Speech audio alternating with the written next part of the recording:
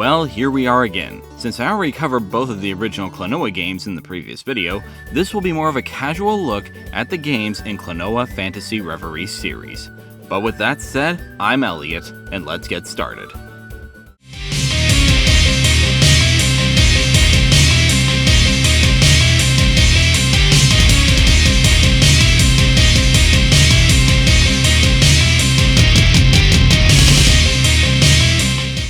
Now, if you're an American looking at this, you might notice that there's something wrong with this game case. It's right down here.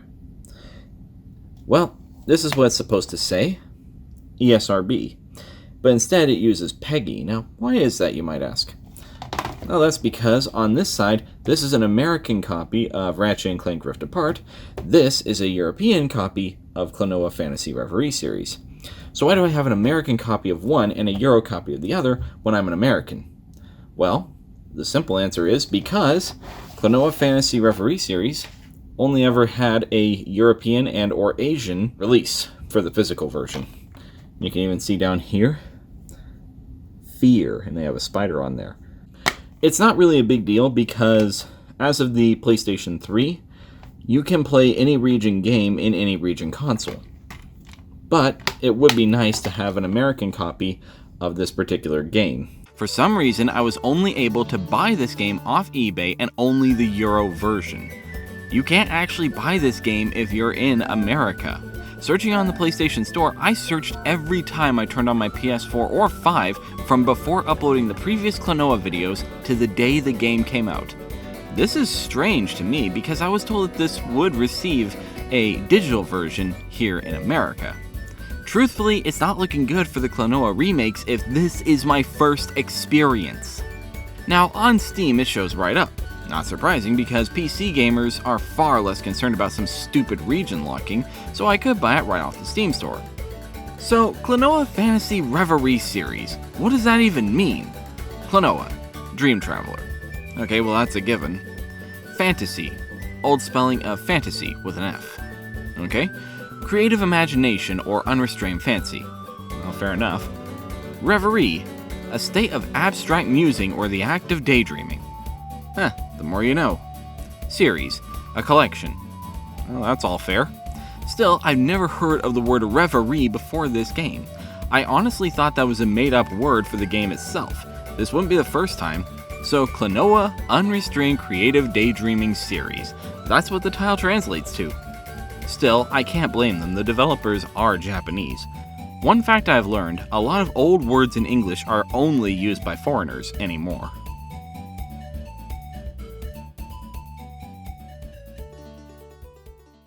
Klonoa Phantasy Reverie Series was developed by a team known as Monkeycraft Co. Limited. This company has no information about them except on their website, which is in Japanese. That's not super promising for Klonoa. I'm starting to get some serious Grove Street Games GTA Defective Editions vibes here. It's not helped by the fact that Bandai Namco is the publisher. Rockstar was the publisher for GTA Defective Editions, lest we forget. Monkeycraft Co. has several games in their portfolio and they all seem to have been programmed by Monkeycraft themselves. That's neat and all, but I've never played nor even heard of a single one of these games. None of these games seem to have anything to do with each other, and the company itself seems to only go back as far as late 2017. With no name, no reputation game studios making them, classic remakes like this will either be a gem or a turd. On the release date, July 7, 2022, there was absolutely no mention of this game on the PS4 or 5 stores in America. I even made a definitively British account with a fake name and email and still didn't see the games.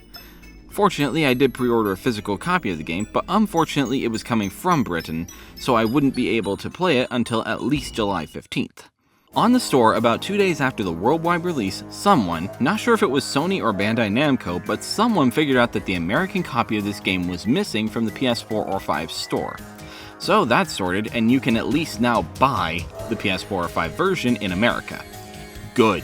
If that weren't available here in the great land of the rising apple pie, I'd be furious. Anyway, enough banging on about what we may or may not have and the stupidity of excluding one of the largest video gaming demographics in the world, North America. Let's have a look at the game itself. So let's start with some things that are common in both games. These are built off of existing games ported into the Unity engine, but both games now have different dialogue boxes. I don't like these because of how limited they are. In the original games, the text faded in, corresponding to the speech of the character speaking, kind of like a live translation. That's gone, and the text is now just there. When the text needs to fade, it's revealing something. Now they made it hard cut to the end of the line. I don't like this and would prefer the original dialogue boxes. What is said in them, on the other hand, I actually prefer some of what is said in Klonoa Phantasy Reverie Series. It's kind of like a slightly different translation, like if you watch something made for a specific country and some person on the internet translated to your language. This is just a slightly different translation from PS1. Gone is Chieftess and back is Granny. Also, Hupo's and Joka's names are back to the PS1 version like they should have always stayed. I did notice some very minor changes in both games, as far as what exactly was said by a given character sometimes, and there's nothing inherently wrong with that, basically a different translation. I was also pleasantly surprised to find that the assist jump is now being mentioned somewhere other than in page 5 of the original game manual of Klonoa 2 Lunatia's Veil for PS2. If Klonoa Door to Phantomile had an assist jump, I don't know, because I never had an American copy of that game to look through the manual. Though the assist jump works really well and certainly adds some cooperative play. One thing I noticed is that in Klonoa Door to Phantomile, Klonoa says his signature wahoo, whereas in Klonoa 2 Lunatia's Veil, he says his word for thank you.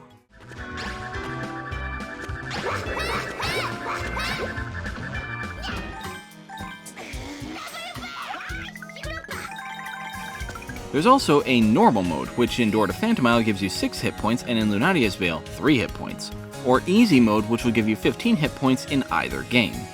It also says that the wind bullet is effective, but I certainly didn't experience that in testing. When you beat the games, you unlock hard mode, which is a one-hit kill.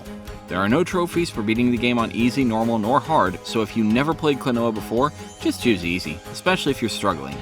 Let's talk Door to Phantomile on PS5. First impressions are, this is actually really good. There are signs that the game is just a direct port from the Wii remake with updated models, but that's fine, especially for this game.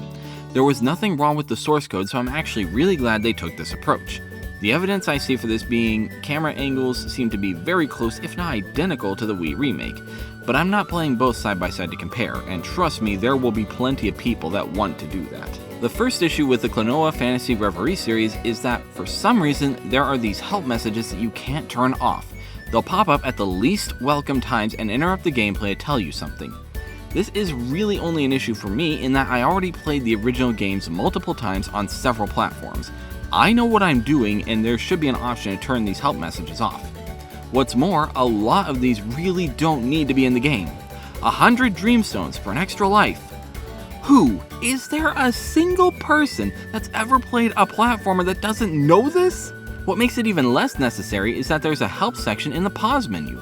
You could look up exactly what's what in the pause menu if you really wanted to.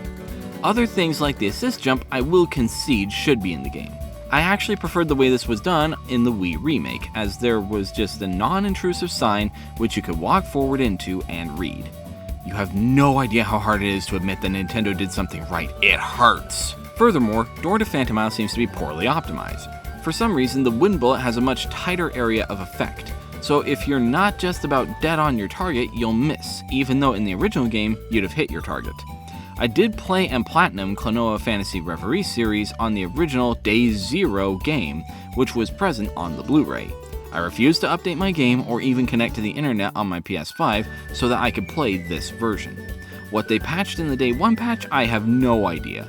What I do know is that the wind bullet is still stuck on hard mode, even on easy mode, at least on PS5. All this combines into an annoying game to beat. It's not impossible, as I have the platinum, as I mentioned, so it is doable.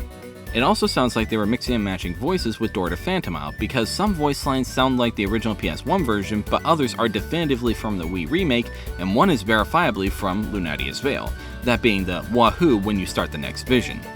All the original PS1 speech sounds sound really low quality though. It's as if the soundtrack were AI enhanced but kept the same, but the voices didn't receive those enhancements.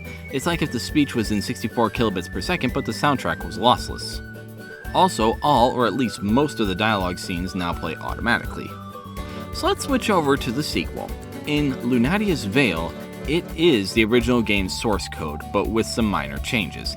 Every single camera angle seems to be identical, but with a proper working 16:9 widescreen patch in place. Also, there are no audio issues here. Everything sounds just as fine as it should. So I'll have even less to actually say about this game. Lunatia's Veil also doesn't have that weird wind bullet angle issue. While it is tighter than in the original game, it's something that you can get used to. Also, you remember when I said that the dialogue played automatically? Well, it turns out that that was only for Door to Phantomile. Here in Lunatia's Veil, you have to progress the dialogue just as in the original PS2 version. Also, they fixed the oversight where Popka wasn't at the end of the final cutscene, and now Klonoa even waves to Popka as he wakes up from pretending to be asleep. For being a PS5 game, this doesn't look like a PS5 game. Of my original things I wanted, that being ray tracing, 4K UHD, 60 plus frames a second, HDR10, and 5.1 surround throughout both games, well, as far as I can tell, Klonoa Phantasy Reverie Series doesn't have ray tracing, though I suspect that's down to this being a better PS4 version. I'm sure Unity does support ray tracing. I don't see any evidence of anything above 60 frames per second, and I'm really not sure if it even supports HDR10. Finally, according to my own recorded files, the game appears to be in stereo straight off the PS5, even after configuring the surround speakers. For being a PS5 game, this sure doesn't look or feel like a PS5 game. But credit where it's due, there are no languages other than Klonoa's in this version. At least I don't have to switch it away from the half-assed English voice acting like I did in Door to Phantomile for Wii. In summary, Klonoa Phantasy Reverie Series only has a physical release in Asia and Europe, for some reason. Door to Phantomile seems to be built off the Wii version with mostly PS1 dialogue and has some serious issues, which I hope they get fixed before too long. But this is definitely a playable version of the game. Lunatia's Veil, on the other hand, seems to be a direct port of the PS2 game with very few changes to the source code. The game looks great, but you can really attribute that to the Unity engine more than anything else. That said, since the game only has one platinum, I really have to look at this as one game, not two. So, in Door to Phantomile, owing to the oversights of poorly optimized hitboxes and the wind bullet angle, this is an annoying game to beat fully, but it's not impossible. Door to Phantomile would be the main reason for Phantasy Reverie Series not getting a perfect score. Ironically, Lunatia's Veil has more fixes than introduced bugs, so this game actually deserves a perfect, minus the aforementioned unnecessary help messages. My, how the tables have turned. I can't in good conscience say that Phantasy Reverie Series is perfect, but I most certainly can say that for a modern Klonoa game collection, it certainly could have been worse. That said, if they fix the bugs and unnecessary help messages in Phantasy Reverie Series, this game will deserve a perfect 10 out of 10. Maybe I'm being a bit optimistic, but I think that one day soon that will happen. Until then, Klonoa Phantasy Reverie Series gets a great 9 out of 10. Though let me be clear, I'd have given Phantasy Reverie Series a perfect score mainly because it's the same games ported into Unity. These are the same games, just ported into a modern engine. There's really not much that can go wrong.